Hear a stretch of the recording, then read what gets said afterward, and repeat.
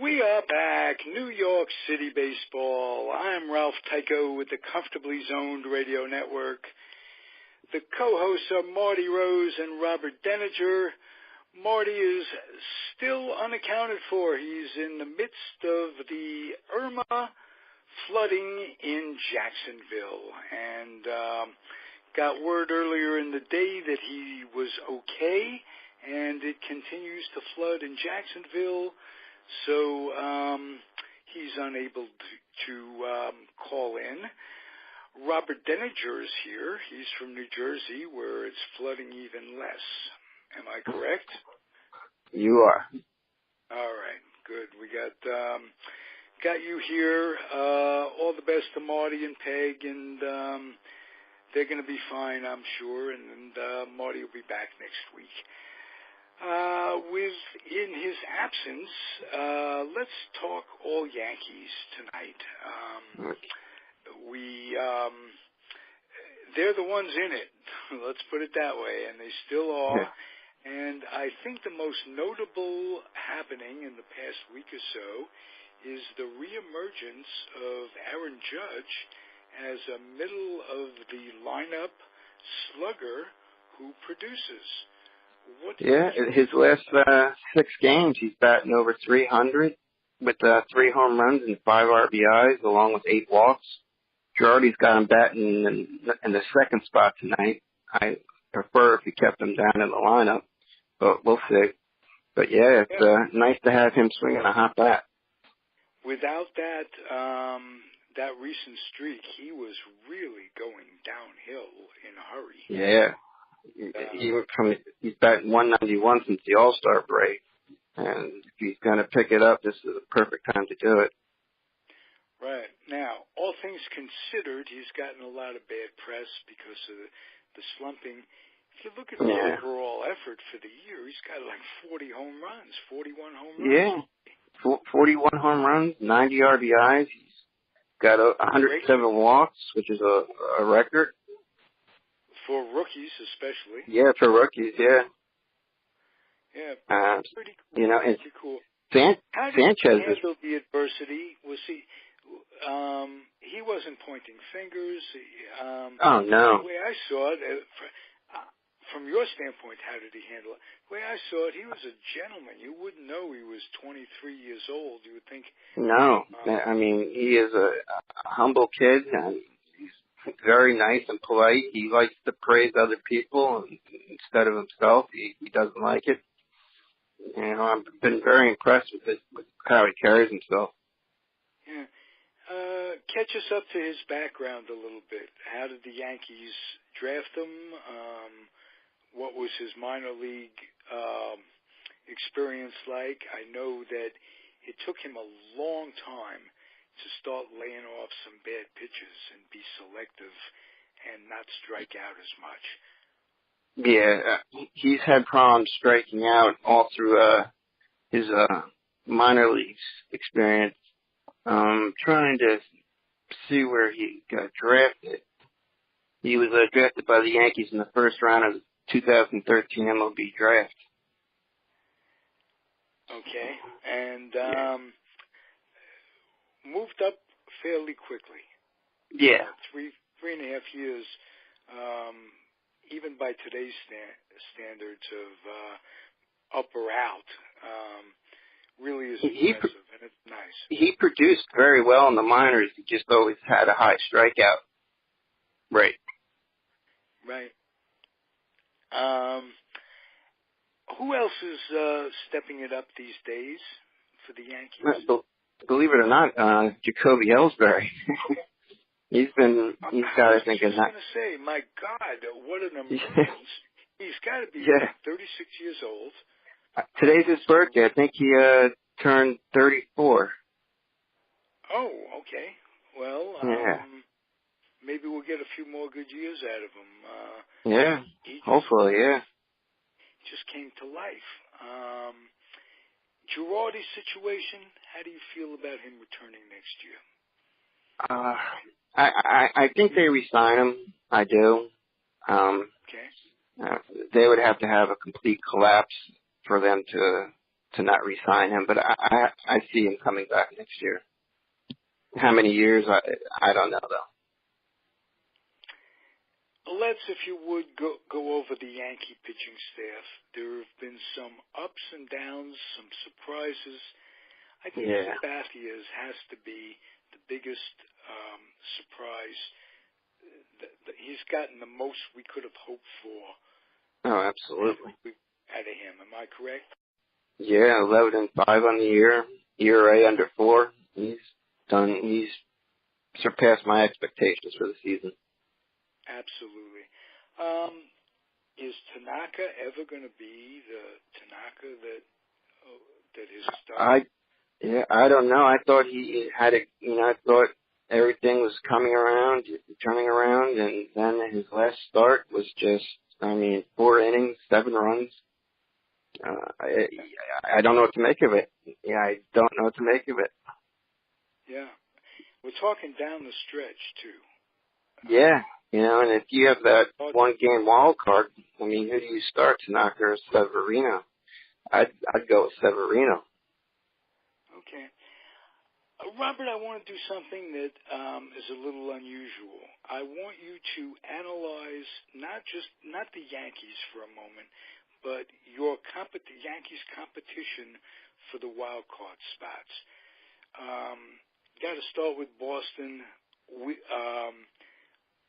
Strengths, weaknesses down the stretch, things that you hope will happen to make the Yankees come out. Naturally, it's very hard. I don't think there's anybody out there who's a baseball fan who could be objective about their team, their own team. So being objective about another team comes easier. How do you stack up Boston? Boston? Yeah. Start with I think they're pretty confident. I think they know who they are, and they're a good team, especially when you got Chris Sale leading that pitching staff. Pedroia. Talk to him not just for this year, the last 10 years. He's a gamer. He's just one of those guys, one of those scrappy players that every club wants. You can't say enough about him. Right. And he always seems to. Oh, go ahead. Yeah, he seems to always hurt the Yankees too. Right. That's he has to go down as one of the all-time opponents on the All-Star team, All-Star opponent team. They seem to be competitive, obviously, and Big Papi's not there. Does that surprise you? A little, yeah. I thought there'd be a fall-off. I didn't think they'd recover from the loss, not just his numbers, but the leadership in the clubhouse. They've handled it very, very well. They have. It just goes to show you the kind of players they have in that locker room. I think, right. And let's face it, they've put together a decade where they're terrific as well. Yeah. Tampa Bay, are they still in it, do you think? Do they have a chance? I don't think so. They're 3.5 games behind in the wild card, but with some of the teams ahead of them, I don't see them getting in. Okay. And I put my money on either Minnesota, Los Angeles, or maybe Kansas City. Minnesota's got to be a hell of a surprise this year. Yeah. Their record was almost exactly reversed, won and lost from last year.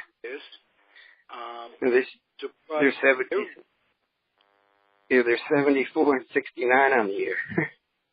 Right. I think they won 58 games last year at this point. Yeah. So, who'd have thunk on that? What do you attribute their turnaround to, just in general? I think they got a nice young pitching staff, some good young players, Don't know much else about them except that they're they're fighting for a wild card. Fighting for a wild card. And here's another thing. I save up my questions for you because, it's a long week and we don't get to talk much during the week. What do you think they're going to do, the Yankees, win, lose, or draw for the rest of the way on? What do you think they're going to do primarily, the number one move that must be made to upgrade in the offseason for next year? I think they got to solidify the starting rotation. I mean, if Tanaka opts out, which I don't think he will, but I think you still got Sabathia leaving. That leaves you with Severino, Montgomery, Gray. I think they could add one more good pitcher if they can. Right. And maybe they might have to address first base because Greg Bird apparently tonight was scratched from the game because of a tight back. So, I mean, you don't know if the kid can stay healthy. It's a shame. Yeah, it is a shame because Hicks, on the other hand, who was almost written off, seems to be coming back. Yeah, and unfortunately, though, he strained his oblique again, and they put him on the 10-day DL. He was just starting to get back in the groove, and pulled his oblique. Wow. Well. And Clint Frazier came back today. I read a quote by Dusty Baker the other day, who had spent like 15 years in the majors, never going on the DL. 15 years. Not only that, he had no idea what an oblique was when he was playing. And there are more oblique injuries than you could shake a stick at. So things have changed. I think a lot of it is overtraining. Training, is it the bulk? Is it the lack of flexibility because of the way? Is everybody just training to muscle up and hit home runs? It's something because they are training all year long. When they're not playing, they're training. And like I said once before, Pete Rose, when the season was over, he put down the bat and didn't pick it up until spring training. Right. But yet again, all the other players he was competing against didn't do the same. And I venture to say that you would think they're in better shape, but they get hurt, and that's what I don't understand. Yeah. All that, maybe it's the exertion of all year round. Maybe the body is meant to need recovery and use other muscles, perhaps. I don't know. To say nothing of the pitching staff, nobody has come up with a definitive. All the shows I do, all the people I talk to, nobody has a definitive answer of why it is that pitchers are breaking down. Is it because they're not getting enough innings early on, or getting too many innings early on, being nursed, not being nursed enough? What's your humble opinion? I think they're so careful with these pitchers. I think you got to let them go and just see what happens. I mean, you can't baby them. A lot of these pitchers are on pitch counts. Like Jordan Montgomery, they have him on a pitch count. His last outing, he only pitched 3 innings, and you got to see what these guys are capable of. But his injuries are they're just gonna happen. Okay, that we don't know. I don't know. You don't know. Marty doesn't know. All right, Robert. Let's go back to happier times. I want you to go back to your early day. You started following them in the Joe Torre. right? Yeah. Okay. Did Joe Torre bring to the Yankees that Joe Girardi doesn't? Because, was there anything that's missing in the Joe Girardi years from the Torre years? Torre had this demeanor about him. You knew he was in charge. You know, he didn't have to speak to you or say anything to you to let you know he was in charge. And he was just great with his players, protected his players, but it was more of his demeanor than anything. And I think that's a little lacking. And Girardi, he protects his players and doesn't call them out when he should call them out. And that's the one thing I don't like. Okay. I don't remember Torre calling players out very much. No, but he would be a little harsh with them behind the scenes. He'd talk to them. Okay. Where I'm not sure. Torre had Don Zimmer. Don Zimmer, the late Don Zimmer, gets a lot of credit for, he was the bench coach. And they worked very well together. Who does Girardi work with on the bench? I think he works with,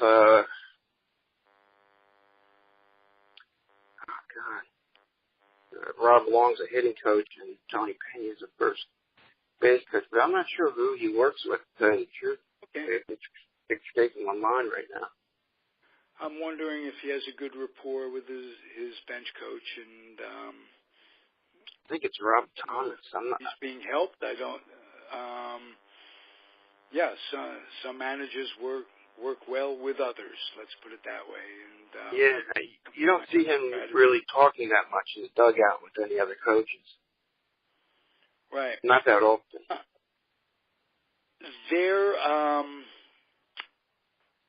I'm just thinking back to Torre's days. Torre had Posada. He had Bernie Williams. He had Jeter. He had a basis of guys that were always healthy and were there for 4 or 5 years. Marty, on the other hand, it's almost like a floating crap game, in and out, and it's been this way for 4 or 5 years. Can he be compared?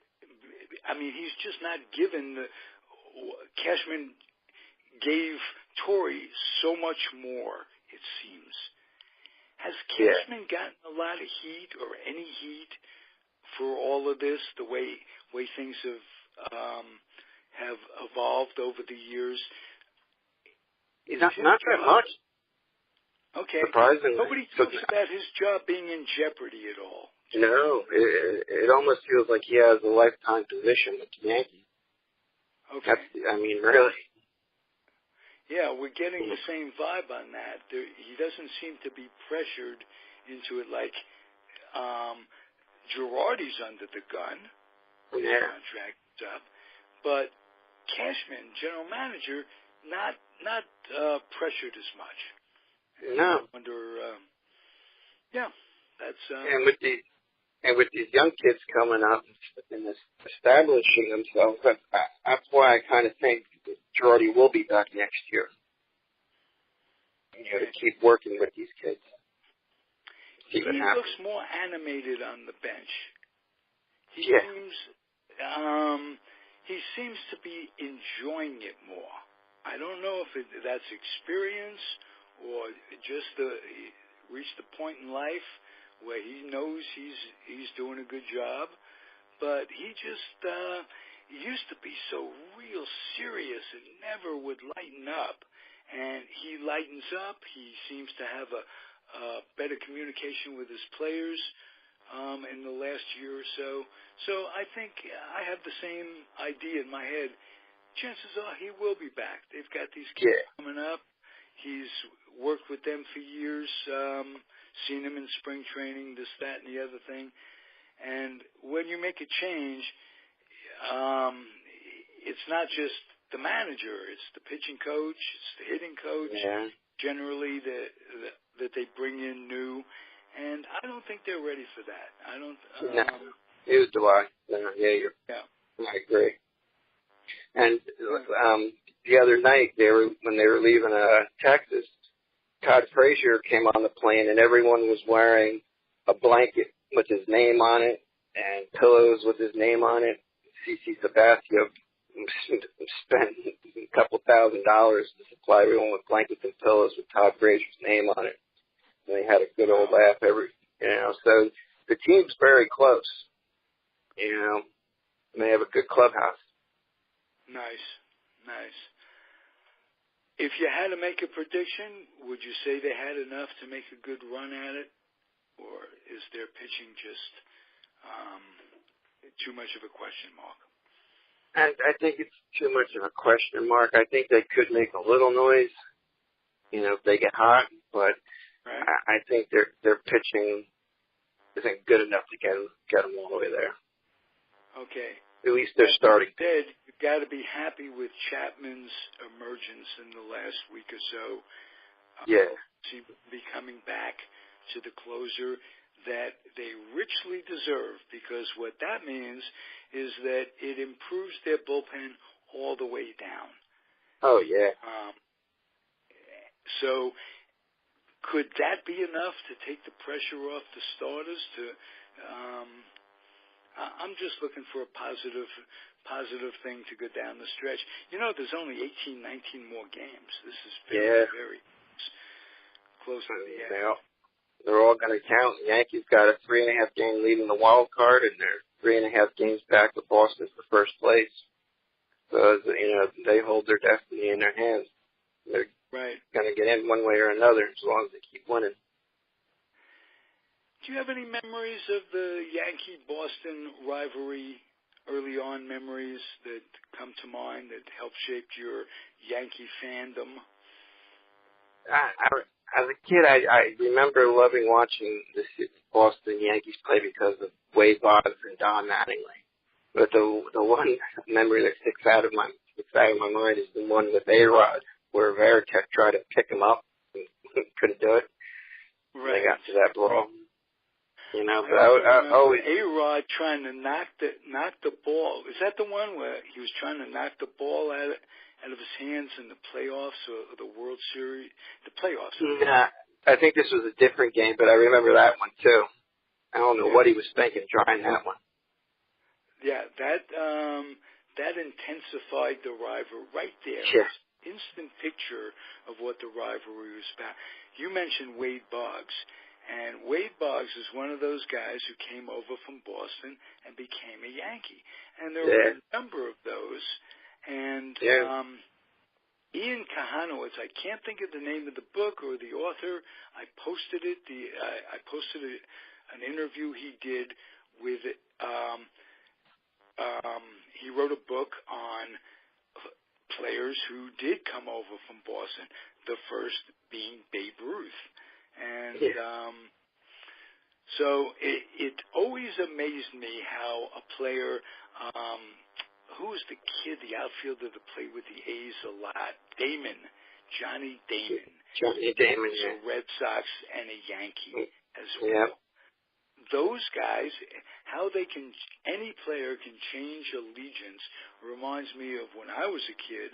And Sal Maglie was the New York Giant pitcher of my youth, my favorite pitcher, and all of a sudden he's traded to the Dodgers. Yeah. So he became a Dodger. Let's put it that way. It's mind messing for a fan when, and you can go back even further.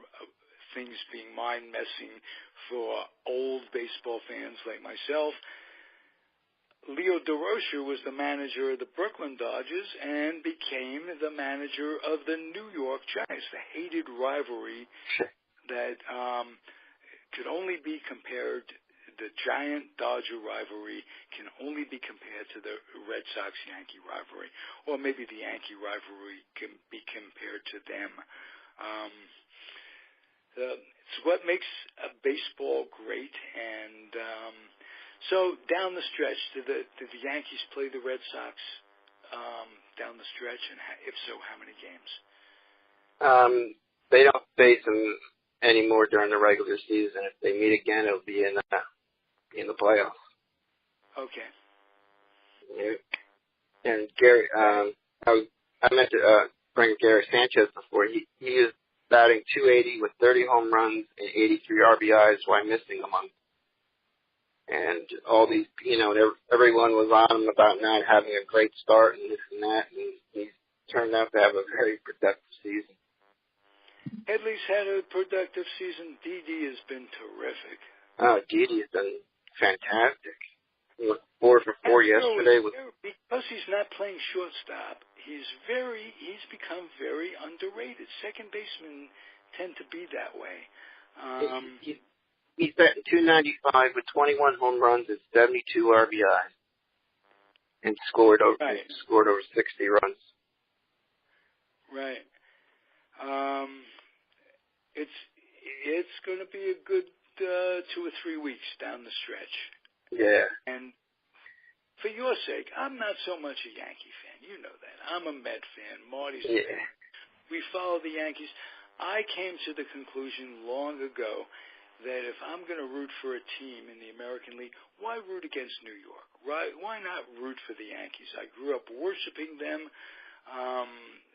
but I don't root for them with the fervor that you might. And you invest a lot of your emotional time into it. You and Wayne Unger are two people who could be Yankee fans and be objective about their team. You don't brag when they're doing well. You don't get too down in the dumps because you know they're always going to find a way to turn the organization around. And for you and Wayne, I really wish them a lot, more for your sake as fans. I wish them a lot of luck down the stretch. And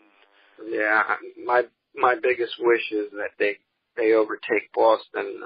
A 1-game wild card worries me. I'd rather see them just get right into the playoffs. But I'll take the wild card if that's what we get.